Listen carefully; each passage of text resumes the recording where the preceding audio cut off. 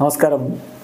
Raf talk ഫുട്ബോളിലേക്ക് അവർക്കും സ്വാഗതം. ഇത്തവണത്തെ ബാലൻ ഡിയോർ ആർക്കായിരിക്കും എന്നുള്ള ചർച്ച ഇപ്പോഴേ തുടങ്ങിക്കഴിഞ്ഞു. ഇപ്പോഴേ എന്ന് പറയാനൊന്നുമില്ല, സീസൺ അവസാനിക്കാനായി. അതുകൊണ്ട് സീസൺ വൈസ് ആണല്ലോ ഇപ്പോൾ ബാലൻ ഡിയോർ കൊടുക്കുക. കാർലോ ആഞ്ചലോട്ടി പറയുന്നത് 2 പേർക്കാണ് ഇത്തവണത്തെ ബാലൻ ഡിയോർ നൽകേണ്ടത്. അതിനുള്ള സാധ്യത 2 പേർക്കാണുള്ളതെന്ന് അദ്ദേഹം പറയുന്നു. ആ 2 പേർ ആരൊക്കെയാണ്? അദ്ദേഹം വളരെ കൃത്യമായിട്ട് അത് ചൂണ്ടിക്കാണിക്കുന്നുണ്ട്. ബാലൻ ഡിയോർ കൊടുക്കേണ്ടത് ബെല്ലിംഗ്ഹാമിനും വിനീഷ്യസിനുമാണ്. ഇത്തവണത്തെ ബാലൻ ഡിയോറിന് അർഹത ഈ 2 താരങ്ങൾക്കാണ് എന്ന് പറഞ്ഞതിന് ശേഷം അദ്ദേഹം വിനീഷ്യസിൻ്റെ ഒരു ക്വാളിറ്റി എടുത്ത് പറയുന്നുണ്ട്. വിനീഷ്യസിൻ്റെ one of the best characteristics എന്ന് പറഞ്ഞാൽ അദ്ദേഹത്തിൻ്റെ കണ്ടിന്യൂറ്റിയാണ്. അദ്ദേഹത്തിന് കാര്യങ്ങൾ കൺസിസ്റ്റൻ്റ് ആയിട്ട് ചെയ്തുകൊണ്ട് പോകാൻ പറ്റും.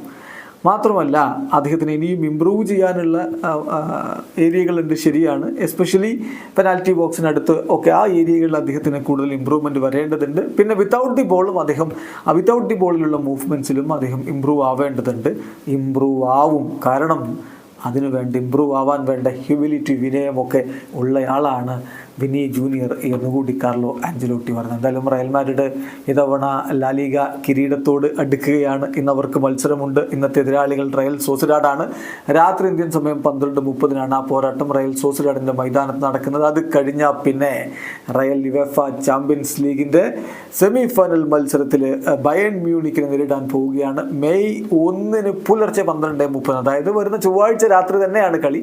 നമുക്കത് സാങ്കേതികമായി ബുധനാഴ്ച പുലർച്ചെ 12:30 എന്ന് മാത്രമേ ഉള്ളൂ. അതൊരു തീപ്പൊരി പോരാട്ടമായിരിക്കും. അതിനുള്ള ഒരുക്കത്തിന്റെ ഭാഗമായി ഇന്ന് പല സുപ്രധാന താരങ്ങൾക്കും കോച്ച് വിശ്രമം കൊടുക്കുമെന്നാണ് പുറത്തേക്ക് വരുന്ന റിപ്പോർട്ടുകൾ. വീഡിയോ അവസാനിക്കുന്നു. ഫുട്ബോൾ ലോകത്തെ കൂടുതൽ വിശേഷങ്ങളുമായി റാഫ് ടോക്സ് എത്താം.